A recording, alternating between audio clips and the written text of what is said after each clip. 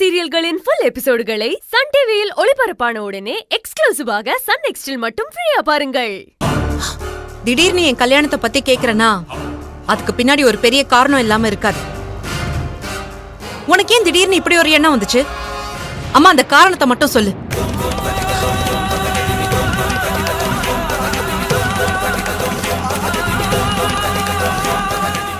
என்னால சொல்ல முடியாது கையல். என் உடம்பு என்னமோ பண்ணுது. நான் உயிரோட இருப்ப நானே தெரியலன்னு சொன்னா நீ இந்த நிச்சயத்தையே நிறுத்திடுவ. அம்மா என்னாச்சுமா? எனக்கு என் மூச்சை விட உன் கல்யாணம் முக்கியம். மாப்பிள்ளை கையில உன்னை ஒப்படைச்சிட்டா என் ஸ்தானத்துல இருந்து அவர் உன்னை பார்த்து பாருங்கிற மன தைரியத்தோட என் கண்ணை நான் மூடிடுவேன். இல்லனா என் பொண்ணு என்ன பண்றாளோ, தனியா நின்னு நம்மள நினைச்சு ஏங்கி அழுவாளோன்னு செத்தாலும் என் கட்ட வேகாது கையல். அம்மா மனசு புரிஞ்சுக்கோ. அம்மா அம்மா எதுக்கு இப்ப நீ கண் கலங்குற? ஒண்ணு இல்ல கையல். அக்கா மாமா ராஜிக்காக நான் உன்னை திட்டேன்ல, அது எதையும் நீ மனசுல வச்சுக்காத. அம்மா நீ திட்டுறதெல்லாம் நான் பெருசா எடுத்துப்பேனா? ஐயோ அம்மா எதுக்கு நீ இப்ப சம்பந்தமே இல்லாம இந்த டாபிக் எடுக்கிற? எனக்கு சொல்லணும்னு தோணுச்சு.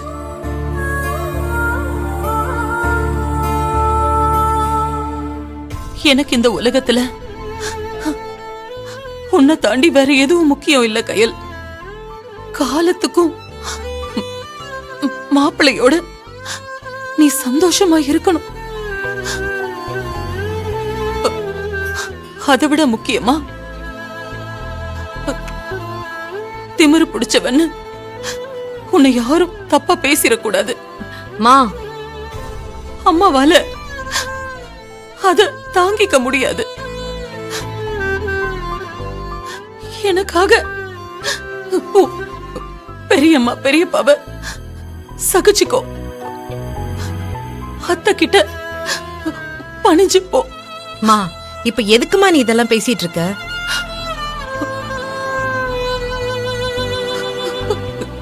இல்ல கையல், நீ ஒரு வீட்டுக்கு மருமகளா போக போற. இனி எல்லாரையும் அனுசரிச்சு நீ நடக்கணும். பிறந்த வீட்டோட பேரை காப்பாத்தணும். அம்மா என்ன டென்ஷன் ஆக்காத. என் பொறுமைக்கும் ஒரு எல்லை இருக்கு. எதுக்கு நீ எழில் கிட்ட தாலி கட்ட சொன்னேன்னு கேட்டா நீ பாட்டுக்கு என்னென்னமோ பேசிட்டு இருக்க.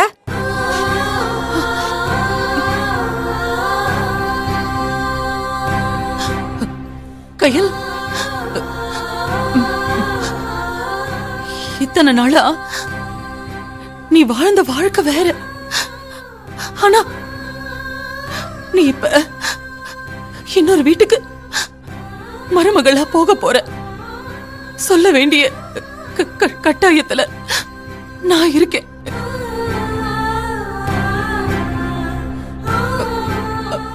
இத பாரு, தம்பி தங்கச்சின்னு நீ எந்நேரமும் அவங்கள பத்தியே யோசிக்காத. நீ உன் உடம்பையும் நல்லா பாத்துக்கோ. மா உன் அறிவுரெல்லாம் சரிதாம்மா. அதுக்காக கையிலுக்கு உடனடியா கல்யாணம் பண்ணணும்னு என்ன நெருக்கடியில இருக்கும்? கேளு.